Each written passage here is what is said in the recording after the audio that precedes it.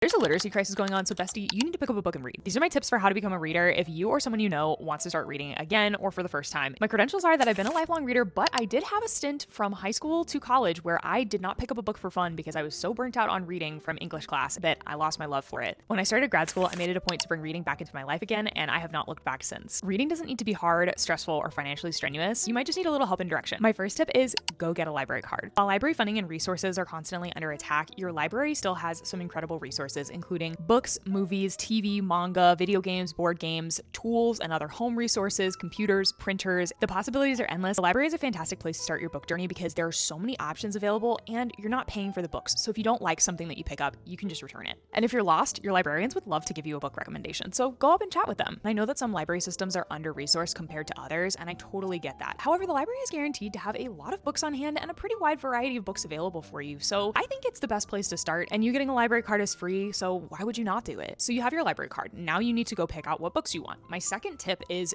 don't read what you think you're supposed to read. When you're beginning your reading journey, don't let anybody tell you that any genre or type of book is less than the others. Now you can certainly read to inform yourself or learn more about something and become a more well-rounded person. That's something that I incorporate into my reading practice. But when you're first getting started, I don't recommend getting bogged down by the books that everyone says, oh, you need to read this before you die.